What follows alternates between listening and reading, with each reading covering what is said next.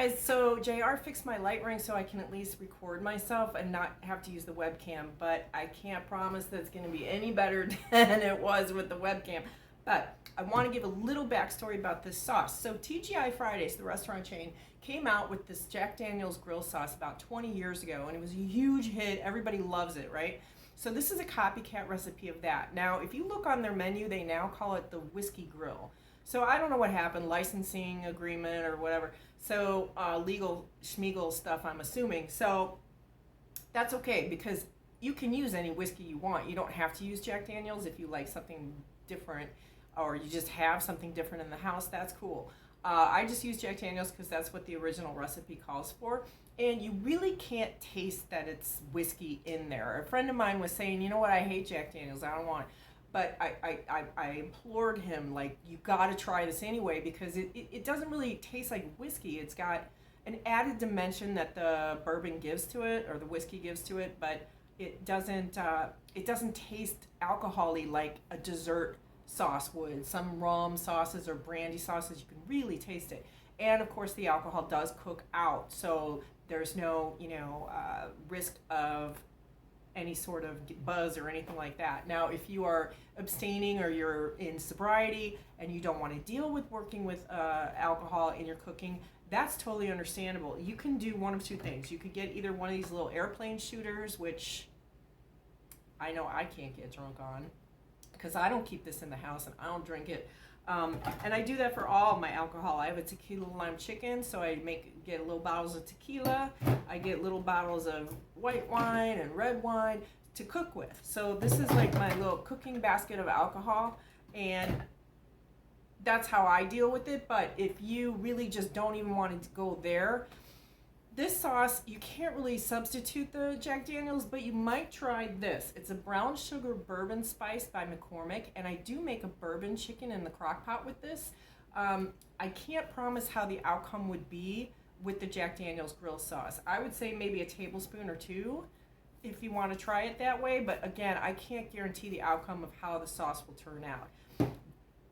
This is also a sauce that cannot be substituted in terms of the sugar content. Now, most of my recipes are tweakable because people have all kinds of stuff going on. They're keto, they're vegan, they're vegetarian, they're paleo, they've got food allergies, they've got religious, restrictions, they've got diabetes, they're counting carbs, like whatever the case may be. Everybody's got a thing now with their food, and that's totally cool. And most of my recipes are adjustable for that. You can definitely adjust whether you are going to use this ingredient. You can substitute, you can omit, you can add.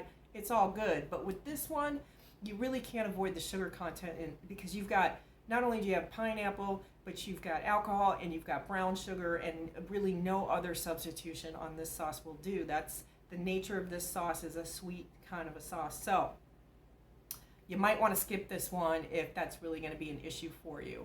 Otherwise, I hope that you will enjoy it. You might want to double it if you're feeding more than 3 or 4 people.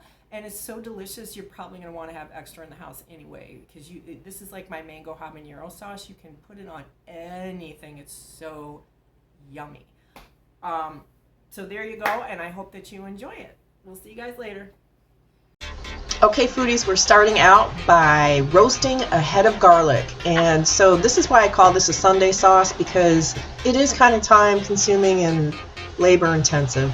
Anyway, you're going to cut the top off, and you're going to take most of the skin off of a garlic head. Then you're going to pour some olive oil, get a sheet of foil, put it on the foil, about a tablespoon or so of olive oil, and then wrap it all up. There you go. And then you're going to set your oven to 400, and you're going to let this bake for about 45 minutes to an hour, depending on how old and how big your garlic thing is. I tried with the little tasty snap. I got to work on that. So you want the consistency of your garlic to end up like butter, like you can spread it like butter. And oh, is it good on like Italian or French bread?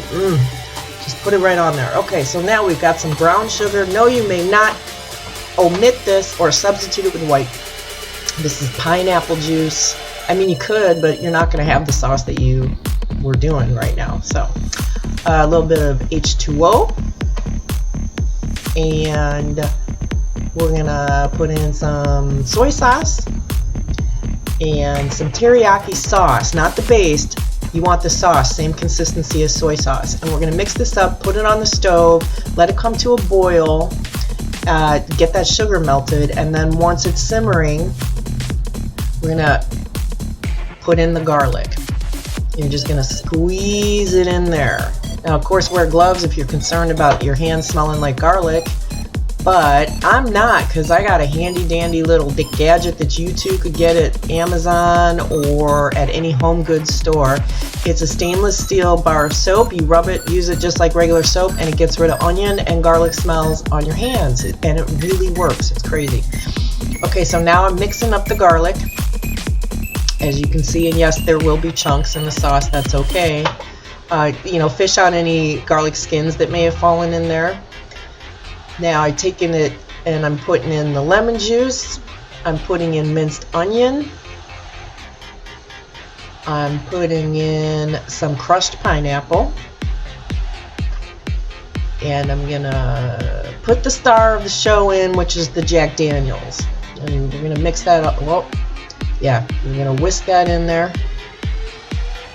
And then we're going to put this back on the stove and we're going to babysit this for 45 minutes to an hour. We want it to reduce. Oh yeah, and I did throw in some cayenne. I put in a pinch. That's after I put it in. That's not what I put in. And see, this is the end result. You want it to thicken up. This is after about an hour. And it's a little thicker than I actually wanted it. It does thicken up as it cools. So I had to add a little bit more hot water to keep it thin. So I would suggest, you know, keep looking at it, and after about 45 minutes or so, it's probably a good, it's like that. And because that's really hot right now, and it did thicken up as it cooled, so I had to add water, but whatever, it was still amazing. And we decided to pair this with a T-bone steak that we shared and pork chops, because I loved TGI Fridays used to have pork chops on the menu. They don't anymore, so I just make it at home. And we don't care. We'll grill in the dark, we'll grill in the snow, we'll grill in the rain. We'll grill you all year round. Love it. And then you just put the sauce on at the very last minute. All I seasoned with was salt and pepper. And we had broccoli, macaroni and cheese. And my macaroni and cheese sauce will be in the next video.